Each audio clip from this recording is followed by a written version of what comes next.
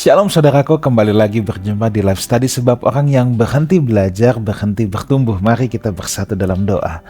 Bapa yang baik, kami bersyukur, kami mau belajar firman-Mu. Pimpin kami ya Roh Kudus. Demi nama Tuhan Yesus kami berdoa. Amin.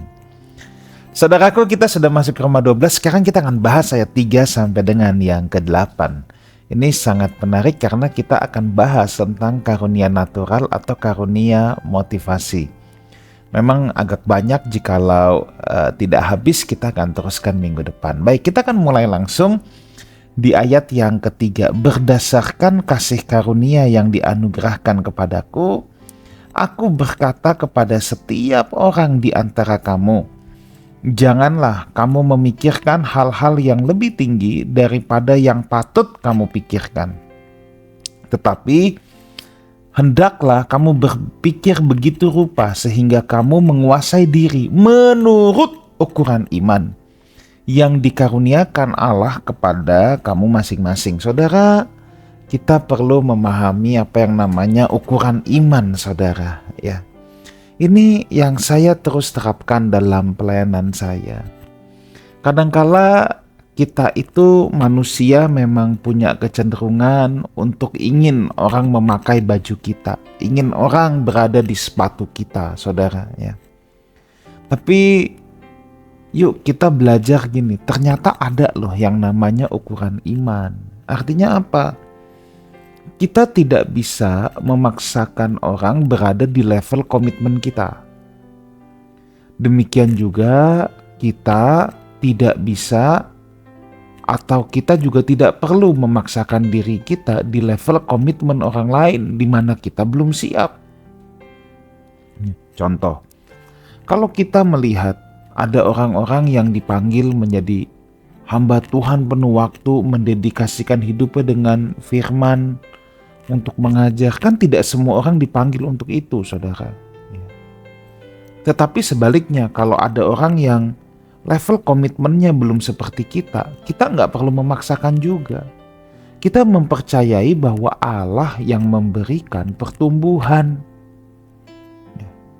Nah, ini kerap kali terjadi dalam pelayanan, ya.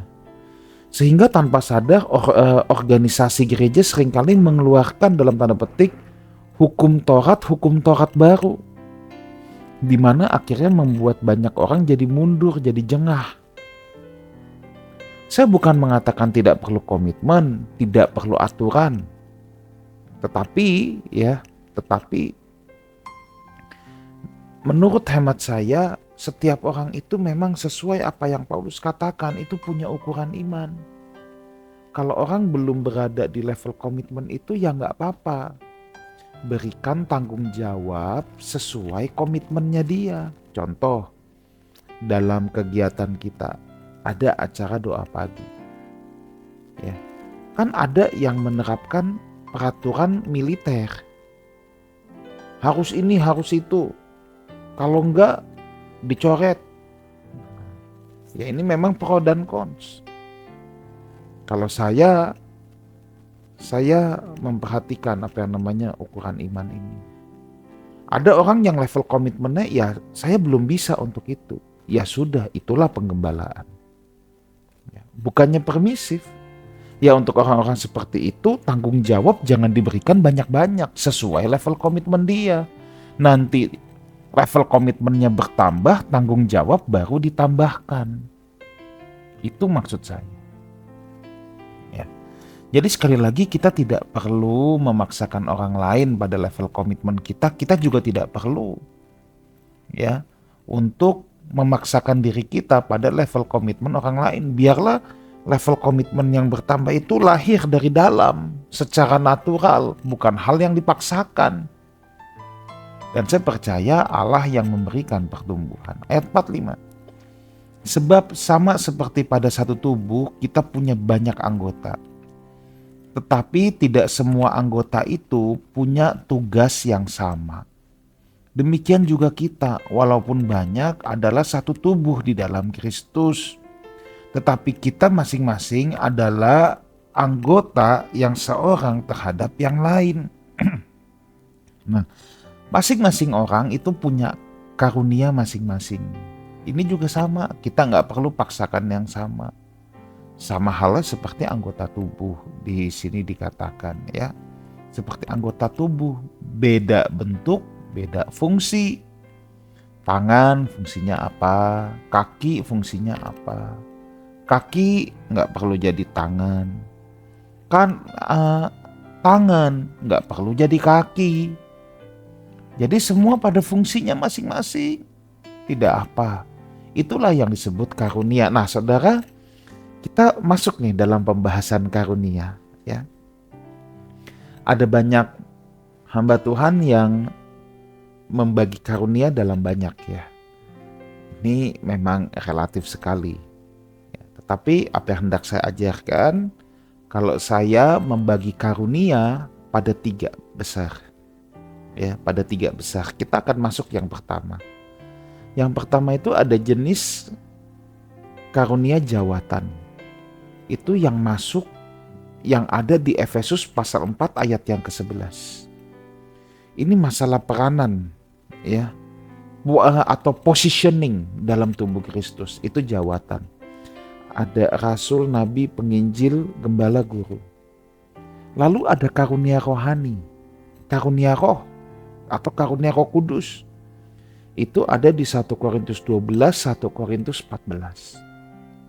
Karunia ini ada 9 buah.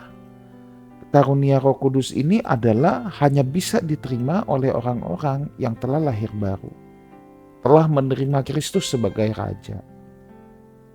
Nah, tapi ada yang ketiga. Ini yang akan kita bahas, yang ada di Roma 12 ini sebentar. Saya menyebutnya dengan karunia natural atau karunia motivasi. Karunia natural artinya karunia bawaan sejak lahir. Atau sering disebut karunia motivasi karena ini adalah motif dari tindakan seseorang. Ya. Nah, jadi kita bisa melihat bahwa Tuhan dalam keadilannya, dalam kemurahannya, dalam kebaikannya memberikan karunia kepada semua orang tanpa terkecuali. Ya. Tuhan berikan itu, saudara, kepada semua orang tanpa ada yang dikecualikan. Nah, tatkala Tuhan memberikan ini, siapapun dia, mau Kristen, mau non-Kristen, keluarga Kristen, bukan Kristen, itu punya karunia itu. Contoh aja. Apakah semua orang yang cakap mengajar pasti orang Kristen? Belum tentu, sebab memang ada the gift of teaching. Ya, nah nanti kita akan belajar ini. Ada orang yang punya gift of teaching. Nanti kita lihat di ayat yang ke-7. Kan nggak perlu Kristen dulu untuk punya gift of teaching. Tapi kalau 1 Korintus 12 dan 14, karunia Roh Kudus harus ikut Yesus dulu. Kalau karunia natural enggak. Kita jumpai banyak orang yang punya gift of teaching tanpa dia harus jadi Kristen. Atau dikatakan sebagai karunia motivasi. Dia seneng ngajar. Motif itu seneng ngajar. Kenapa? Karena memang ada gift of teaching dalam dirinya. Ada lagi misalnya karunia memimpin.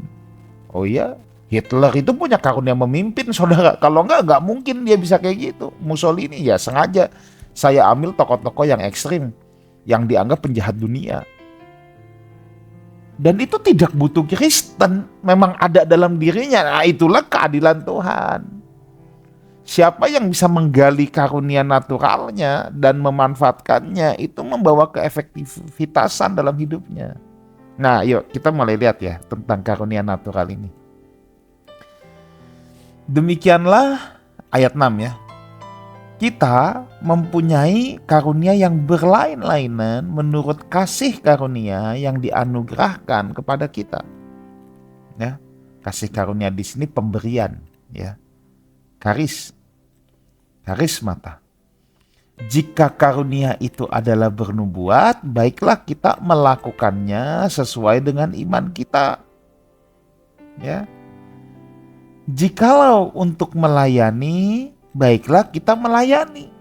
Ada nggak orang non-Kristen yang senangnya melayani? Ada, saudara. Ya, dia senang melayani. Nah, nanti kita bahas pelan-pelan. Jika karunia untuk mengajar, baiklah mengajar. Jika karunia untuk menasehati, baiklah kita menasehati. Siapa yang membagi-bagikan sesuatu, hendaklah ia melakukannya dengan hati yang ikhlas. Ada nggak orang yang non-Kristen yang senang berbagi? Banyak. Kenapa? Karunia natural. Siapa yang memberi pimpinan, hendaklah ia melakukannya dengan rajin.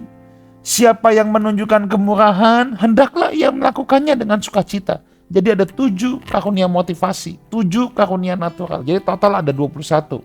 5 jawatan, 9 karunia roh, 7 karunia natural. 21 karunia. Ya, saudara jangan kaget kalau ada orang yang membagi cuma 18, 25, ya terserah ya. Ini tidak ada bakunya ya. Saya hanya memudahkan saudara untuk membagi dalam 3 klaster besar, kemudian di breakdown lagi. Yuk kita lihat yang pertama, karunia nubuat. Nah, karunia nubuat di sini beda dengan nubuat di karunia rohani, kan juga ada karunia bernubuat. Nah, ini beda. Ini yang kita sebut dengan perceiver. Ini bukan karunia kenabian yang benar-benar menjadi penyambung lidah Allah. Ya. Ini bukan itu. Tetapi perceiver ini disebut sebagai orang yang punya pengertian atau menerima pengertian untuk semua hal di balik orang-orang atau di balik kata-kata. Dia punya intuisi yang tajam. Dia punya insting yang tajam. Dia bisa melihat, mengerti hal-hal yang tidak kelihatan, ya. Punya ketajaman untuk melihat apa yang tersirat dari apa yang tersurat. Jadi kalau ada satu peristiwa, dia tuh bisa melihat apa yang tersirat. Dia selalu melihat situasi orang dan keadaan pada kedalaman, bukan hanya permukaan, karena dia bisa deep dive dalam kedalaman. Dia punya antena, saudara, untuk menangkap apa yang orang lain tidak tangkap. Jadi ini bukan ngomong soal pewahyuan, bukan ya. Tapi ini seperti intuisi, seperti insting, seperti pemahaman yang tersirat. Nah, biasanya kalau hatinya diterangi, ya, dia bisa menyatakan kebenaran dari suatu keadaan. Kalau hatinya udah diterangi Roh Kudus, kalau belum ya tidak bisa menyatakan kebenaran, ya. Nah, orang yang punya karunia jawatan nabi itu pasti perceiver. Tapi orang yang perceiver ini belum tentu dia nabi, ya. Kalau nabi itu bisa menerima wahyu yang sifatnya supranatural yang langsung datang dari Tuhan. Sebab dalam roh kita ini kan memang ada 3 bagian sedikitnya. Bagian untuk bersekutu dengan Allah, ini kan mati ketika manusia jatuh ke dalam dosa, tapi dihidupkan kembali ketika manusia bertobat dan menerima Kristus sebagai Raja Penyelamat, ya. Maka manusia bisa lagi bersekutu dengan Allah. Lalu ada hati nurani, ya. Itu juga bagian roh kita yang bisa ngerem kita, jangan-jangan. Lalu ada intuisi. Nah, ini yang sudah ada sejak lahir. Nah, orang perceiver itu kekuatannya di intuisi. Nah, sebenarnya cocok ya kalau dia kerja sebagai pengacara, jaksa, hakim, ya. Itu memang intuisi. Nah, jadi karunia natural perceiver ini atau nubuat dalam hal ini yang mendasar itu ada 3. Melihat dan memahami melampaui apa yang kelihatan, memahami dan menyatakan kebenaran dari suatu keadaan. Jadi bisa lihat ini karena kedagingan, ini karena kuasa gelap dan lain sebagainya. Lalu memahami dan menyatakan pengertian-pengertian yang menjadi akar sebuah masalah. Kalau si orang yang punya perceiver ini sudah matang, maka dia bisa membedakan suara roh Tuhan, setan, dan manusia. Dia bisa bedakan hal itu. Nah, ada 2 keuntungan dari karunia nubuat ini tentunya, ya. Ini seringkali bisa memperbaiki kerusakan hubungan dalam tubuh Kristus karena dia bisa melihat akar masalah.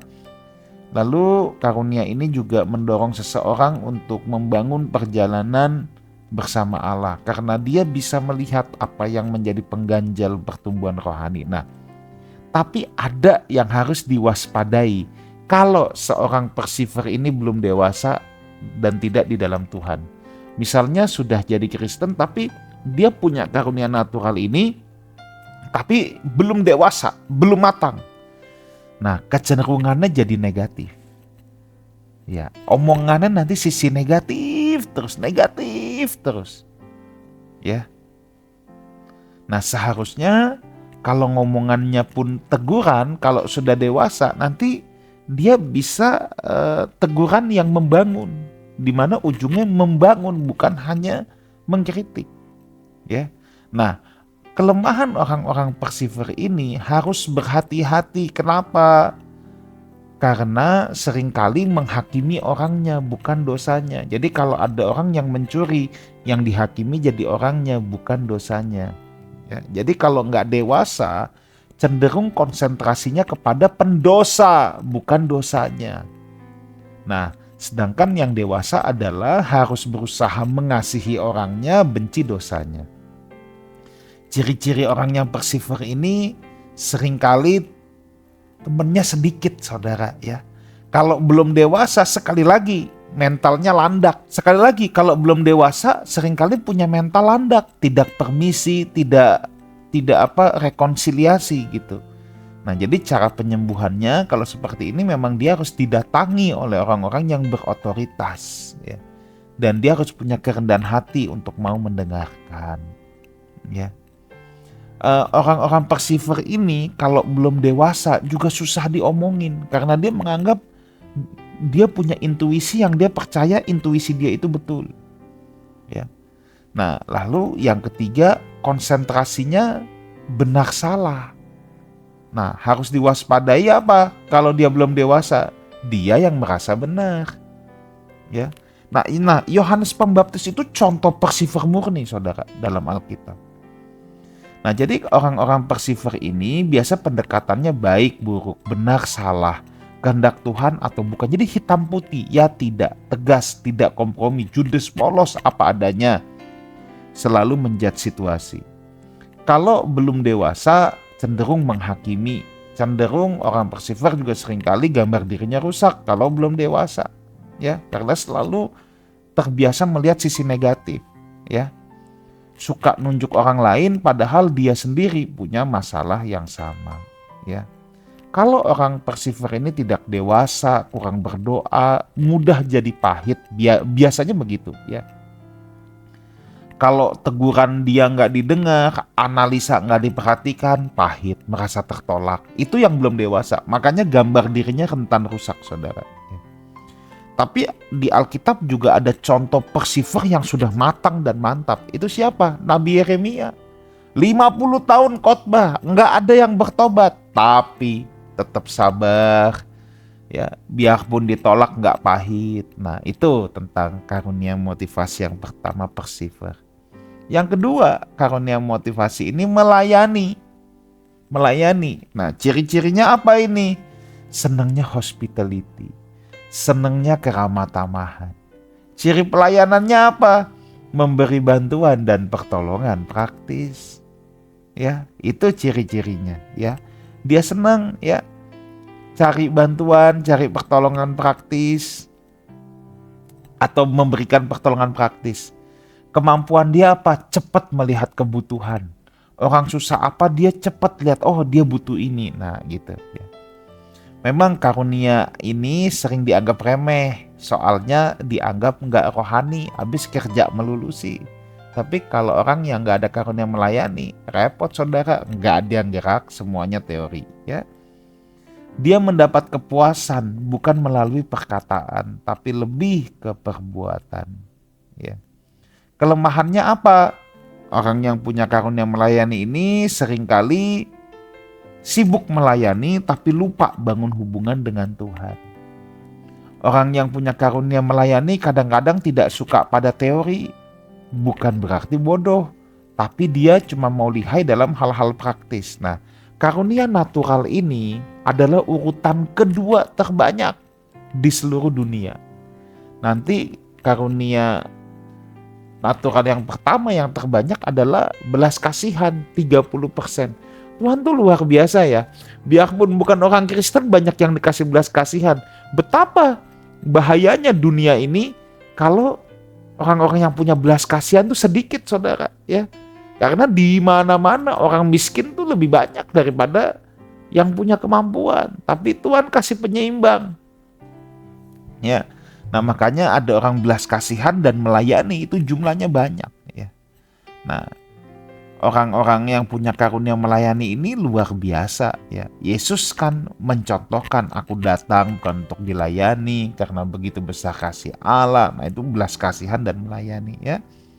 Kalau Yesus datang ke dunia tidak dengan melayani dan belas kasihan, maka dunia tidak bisa diselamatkan, ya. Itulah sebabnya karunia melayani dan belas kasihan ini biasanya berjalan seiring, Bapak Ibu. Nah, yang ketiga itu mengajar, saudara, ya, karunia mengajar. Contoh di Alkitab siapa? Apolos, jelas, ya. Jadi tubuh Kristus itu, ya, memang gereja itu, ya, menurut saya perlu disentuh, ya, dengan catatan harus sudah dewasa, ya. Harus disentuh dengan mata, itu persiver tuh mata tuh, tangan melayani, dan mental mengajar. Jadi 3 hal ini penting sekali nih. Karunia natural ini penting sekali ada di tengah-tengah tubuh Kristus, ya. Punya mata melihat kedalaman, tangan yang mau bergerak, mental untuk mengajar, ya. Jadi punya pemahaman. Nah, orang yang punya karunia mengajar biasanya sangat teliti. Karunia mengajar itu berpusatkan pada pengertian, pada pemahaman, ya. Nah, ini orang-orang seperti ini fokus sekali pada hal-hal yang pengertian. Buat orang-orang yang punya karunia mengajar, motif tindakannya selalu audiens saya ngerti nggak? Kamu sudah ngerti? Gimana ya supaya ngerti? Kok nggak ngerti-ngerti sih? Nah, makanya seorang pengajar di mimbar itu penting untuk punya ini. Jangan dia asik ngomong, pendengarnya tidak ngerti. Guru yang baik itu selalu pasti memikirkan murid-muridnya sudah ngerti belum ya? Gimana ya caranya saya supaya murid-murid saya ngerti? Kok murid-murid saya nggak ngerti-ngerti? Nah, makanya pengertian itu kata kuncinya. Orang yang punya karunia mengajar suka jengkel. Bahasa Ibraninya bohwat, saudara, ya. Kalau orang-orang nggak ngerti-ngerti, dia berpikir bagaimana orang-orang bisa ngerti seperti dirinya yang penuh pengertian. Karunia ini selalu punya kelebihan paling pakar menerapkan kebenaran secara praktis dan tidak membingungkan. Nah, ini dia. Pengajar sejati membuat yang ruwet jadi gampang, yang susah jadi mudah, bukan yang mudah jadi susah. Itu mah bukan pengajar, ya. Sekalipun pengajar tidak diingat orang, tetapi peradaban-peradaban di dunia ini berubah karena pengajar-pengajar yang pernah lahir. Sebab apa yang diajarkan meninggalkan hal-hal untuk generasi berikutnya. Itu seorang pengajar. Kadang-kadang ketika seorang pengajar mengajarkan hal yang ideal, orang anggap dia ngimpi. Tapi enggak, saudara. Mungkin belum terlaksana di generasinya. Tetapi seorang yang punya karunia mengajar akan tetap mengajar dengan harapan generasi selanjutnya akan mengerjakannya. Contoh hari-hari ini. Kita di tim dengan Pastor Jonathan Patiasina, Pastor Rubin Ong, kita mengajar terus tentang eklesia. Kita tahu ini mungkin masih jauh, tapi kita punya harapan. Mungkin sampai saya dipanggil Tuhan pun eklesia yang sejati yang Tuhan inginkan, fungsi untuk duduk di pintu gerbang belum terwujud. Tapi kita punya iman, kita percaya generasi selanjutnya mungkin akan lebih baik dan bisa mengeksekusi, ya. Jadi meninggalkan prinsip untuk generasi selanjutnya. Nah, tapi pengajar juga punya kelemahan. Kelemahannya apa? Terlalu banyak ngajar, jangan sampai kurang mengontrol pengajarannya dan tidak mengontrol dirinya sendiri. Ini yang belum dewasa. Makanya Alkitab bilang, awasi dirimu, awasi ajaranmu, ya. Pengajar itu selalu konfirmasi, kumpulin data, fakta akurat, ya. Nah, konsentrasi pada pemahaman dan pengertian. Ini juga bisa jadi kelemahan.